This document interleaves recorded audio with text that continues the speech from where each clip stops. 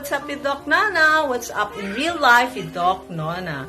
I'm here to share with you some of my paintings and mga artworks ko since I was 8 years old. Yes, nakita ko yung lumang scrapbook ko.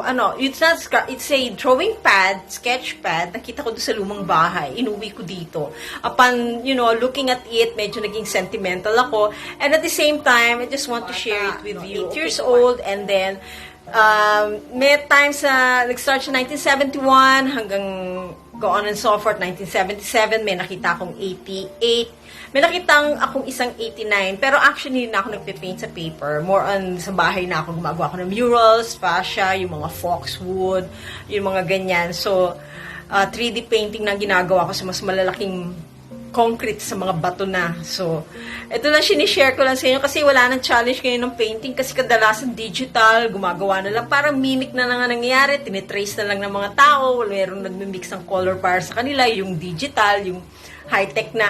Para sa akin, mas maganda pa rin, mas artistic ang isang tao kapag talagang sa kanya nanggagaling yung pagmimix ng colors at saka kung paano niya i-execute yun. So, ito, tignan nyo na lang kung ano yung ginawa ko nung bata pa ako. So, sinishare ko lang sa inyo. Thank you!